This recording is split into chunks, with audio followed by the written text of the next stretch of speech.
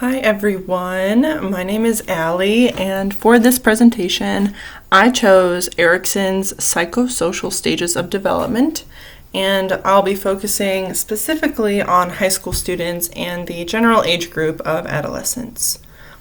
Now, I work in a private practice as a counselor and mainly deal with adults, but occasionally I see kids from the ages of about 14 to 17, so 8th grade through about senior year. And I wanted to hone in on their developmental stages and peer relationships, which is a main focus at this age. And we all know how important a peer group can be, especially in high school, so that's kind of why I chose this age group and theory. So just to give you an overview of this theory before I start on my specific stage of it, we begin with trust versus mistrust, and this spans from birth to about 18 months when feeding and attachment is the most important event. Next is autonomy versus shame and doubt, which takes place from 18 months to about 3 years, and toilet training is the focus. Next is initiative versus guilt, where independence is the priority from ages 3 to 6-ish. Up next is industry versus inferiority, where the child between ages 6 and 12 begins to deal with school, failure, and learning new skill sets. From there, they move on to identity versus role confusion, which will be the topic of my presentation today. And of course, it doesn't stop there with generativity versus stagnation and ego integrity versus despair coming later in adulthood and our final years of life. But like I said, I will be focusing on the development of identity for high school students and those in their adolescent years, and what we can do as teachers, counselors, and helping professionals to facilitate that process. So as we all know, there are already so many changes happening to us during adolescence. Our bodies are changing, we're experiencing some cognitive developments that help us to think abstractly and from different perspectives, which is great, but it can be challenging. Because while all of that is happening, we are also beginning to figure out who we are as people. Those existential concerns seem to set in, and we begin to think about life outside of our family, outside of our hometown. A lot of changes are on the horizon. Now, identity formation is a lifelong process, of course. I believe that growth is lifelong and never stops, but the identity formation kind of comes to a head at this point. Graduation's coming up, people are going to start looking at colleges and applying, maybe go to trade school, and just kind of figure out what that next step is for the future. We really begin the process of figuring out what we want, maybe what we're good at, and how to utilize all of those to create the life that we desire.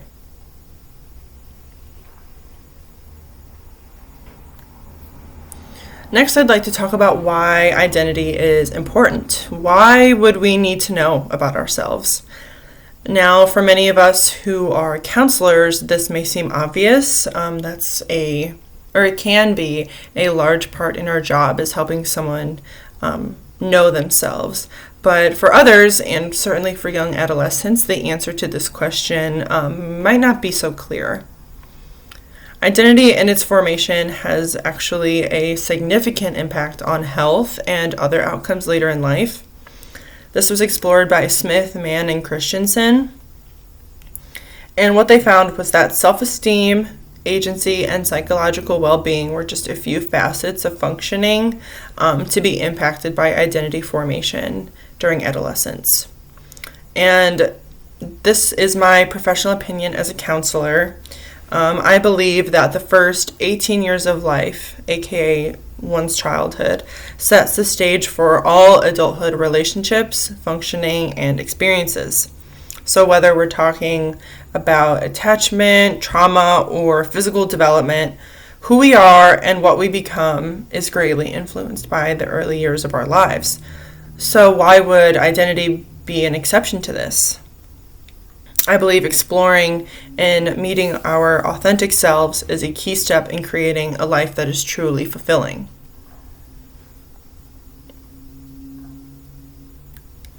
So before I go any further, I want to discuss exactly what identity is and how is that different from role confusion. What do these things mean? What happens when a person lands in one camp or the other? The textbook defines identity as, quote, the organization of the individual's drives, abilities, beliefs, and history into a consistent image of self. It involves deliberate choices and decisions, particularly about work, values, ideology, and commitments to people and ideas, end quote. Role confusion is simply the opposite, not being able to identify these aspects of ourselves or incorporate them into our lives. Many people who do not resolve this conflict of identity may feel lost and scared for the future, which is completely understandable. The future and the unknowns of life are very intimidating.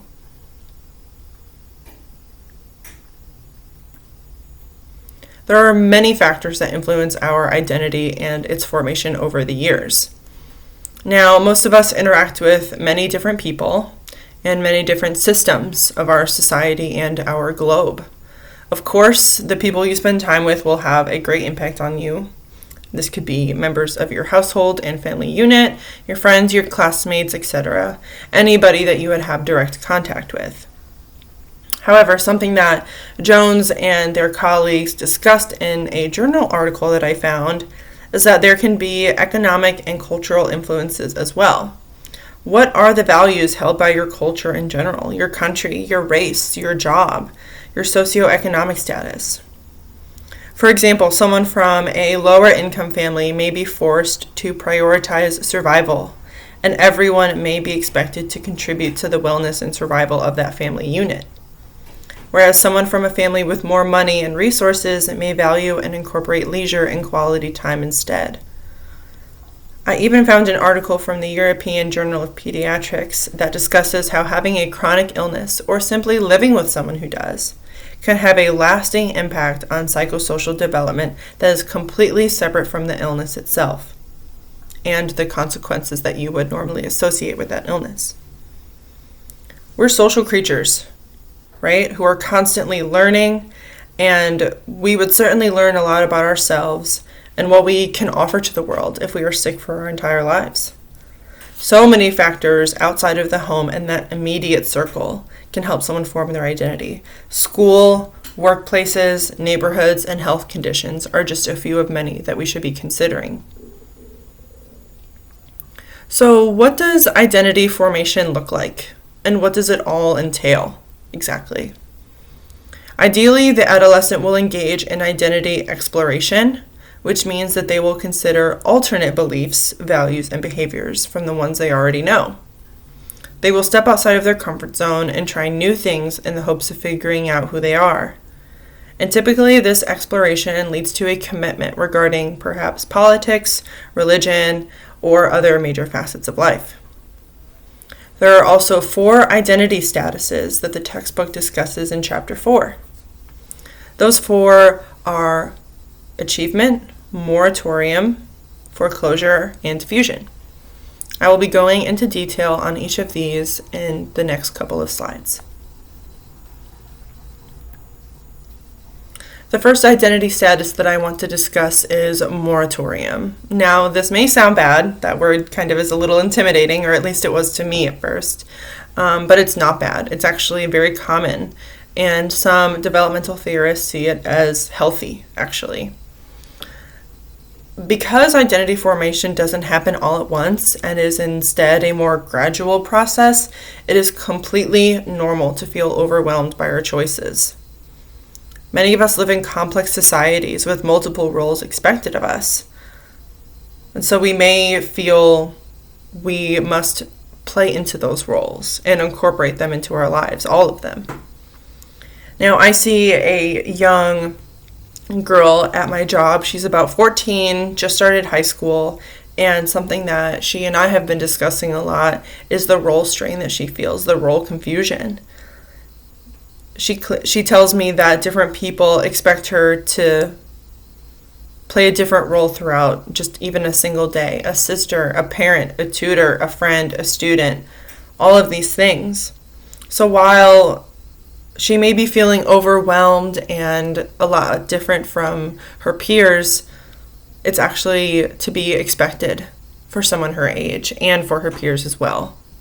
So that is something that as a counselor I can do to help her functioning, her progress, and our relationship, is to normalize all that she's going through. Now, foreclosure is the exact opposite of exploration. In this status, there is no exploration going on, but a whole lot of commitment. Now, this can be either because the individual simply subscribes to their family's belief system, or it can be a little more extreme, like a person joining a cult. These adolescents in foreclosure are rigid and defensive. Now, on some level, I can't really blame someone for experiencing foreclosure. Straying from what's familiar and away from our support system can be really, really scary. I believe us to be creatures of habit, and creatures who take comfort in patterns, familiarity, and sameness. So while I believe someone who engages in exploration is very brave, I would also say that someone who is experiencing foreclosure is perhaps comforted by their upbringing and doesn't have a desire for anything outside of that. The next identity status is diffusion, and this looks like neither exploration nor commitment. No conclusions are reached about who they are or what they want for their lives. Some characteristics of an adolescent experiencing diffusion may be apathy, hopelessness, and rebellion. These adolescents may be susceptible to peer pressure, and their attitude is more of go with the flow. And it makes sense, right? If they don't identify with a particular group or type of person, how are they meant to set boundaries and behave in a way that aligns with their values? They have to know what their values are in order to act on them. And we have to know what our boundaries are in order to set them. And of course, the end goal for all of this is identity achievement, which one reaches after not only exploration, but consideration of all of the realistic options for their future that they came across during that exploration. Now, this is pretty rare for adolescents to reach by the end of their time. I mean, think about it. How many of us had figured out exactly who we are and what we wanted for the rest of our lives when we were 16, 17, 18 years old? How many people are still going through that right now in their 20s, 30s, and 40s? How many people do you know in college that changed their major? According to the textbook, it was probably a lot of them.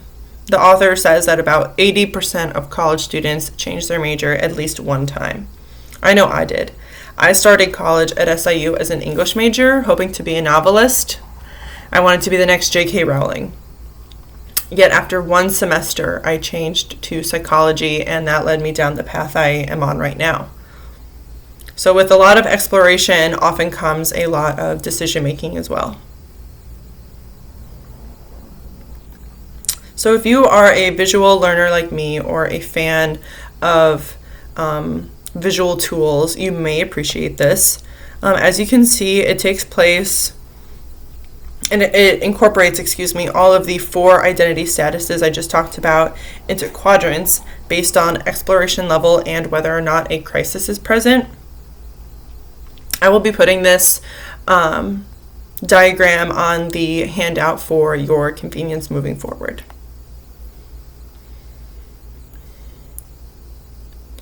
Next, I want to show you an example of identity formation and the identity statuses. I found a clip from the 3rd High School Musical movie. And for those of you who are not familiar, the High School Musical movies follow Troy Bolton, a high school student and basketball star at East High.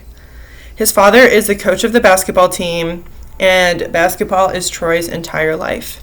However, while on vacation, he meets a girl and discovers his love for singing and the theater. This movie trilogy follows Troy's journey of self-discovery. How can he be both the jock and the theater kid? He's forced to choose between his two passions. Let's watch the video real quick.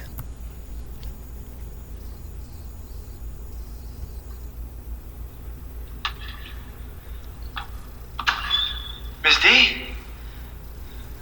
I know I'm not supposed to be here. Aren't you? Well, nor should I be at this hour, I suppose, but I am trying to rebalance a show in which Sharpay now plays the role of Miss Montez. And the reason for your visit is? I don't know. I feel like this is a good place to... Scream? Feel free?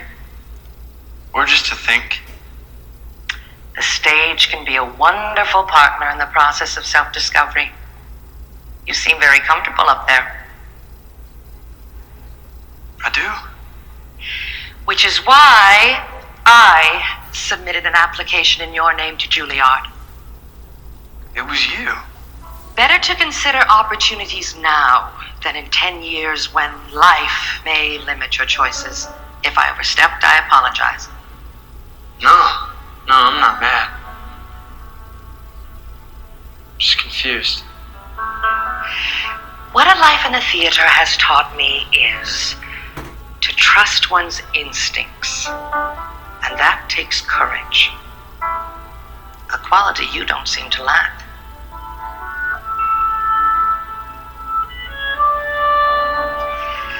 Last one out turns off the lights.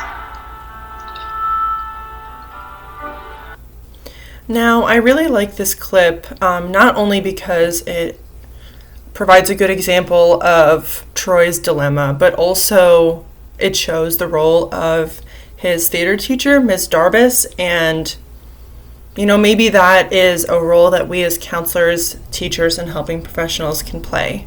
She is supportive of his choice and understanding of its difficulty.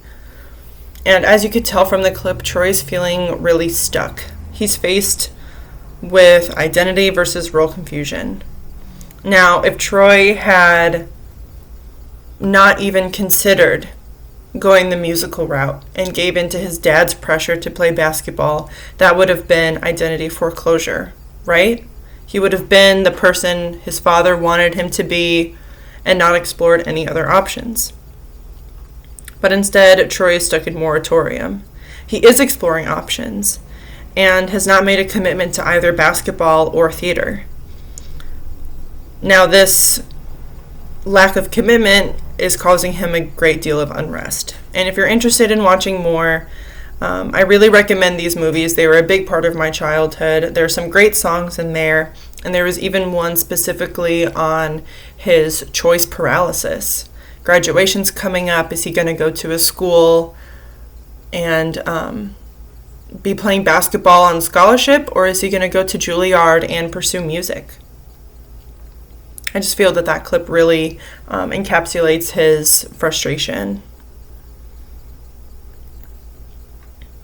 So it would make sense that identity formation and learning are connected, right? We have to learn about our interests, values, and beliefs in order to implement them into our lives, sense of self, and move forward into adulthood. And as we already know, school is where a lot of learning takes place. After all, we spend hours upon hours of our days there as children. The amount of identity formation that takes place in schools is something that Smith, Mann, and Christensen discussed in their article that I found. And the textbook talks about how we can support this identity formation for students. And the first thing that we can do is to be role models. We can use our role to teach students about our jobs specifically, about other jobs, key figures throughout history, and the accomplishments of others. We can give them resources like counselors, coping skills, and other supports in the community. We can give feedback, support, and encouragement in order to foster resiliency, trust, and self-esteem both in and out of the classroom. And in our modern and digital age, we can caution them about the role of the internet and what their online presence means for their future. I'm sure you've all been cautioned is to not put certain things on social media because employers might see this. And this is something that young kids should be aware of, that identity is not or is no longer just face-to-face interactions. You can have a whole separate identity on the internet, and that is extremely powerful. So that is something that teachers and counselors can help kids navigate as they graduate and go into their young adulthood. Something else that as counselors we can do is take into consideration biopsychosocial information, their family structure, their learning style, their self-concept, and what their goals are for their future. Where they are developmentally in other areas may be important as well, like physical, social, cognitive, and emotional development.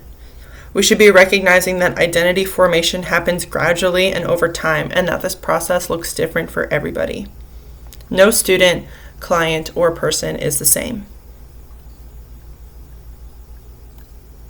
So to wrap up, we have our overarching goal of identity achievement, which can involve a certain number of hurdles, challenges, and statuses along the way. And a lot of changes are happening during adolescence, and this is just one of many that we are faced with. And something that I really like about identity development is that it truly is unique. Everyone on this earth has different values, cultures, beliefs, personalities, and skill sets. So therefore, each person represents their own unique blending of all of these things, which I think is really special. Forming these relationships with ourselves and those around us helps set the stage for the 6th stage of Erikson's psychosocial development, which focuses on adult relationships, and that is intimacy versus isolation. Thank you guys so much for listening, watching, and take care.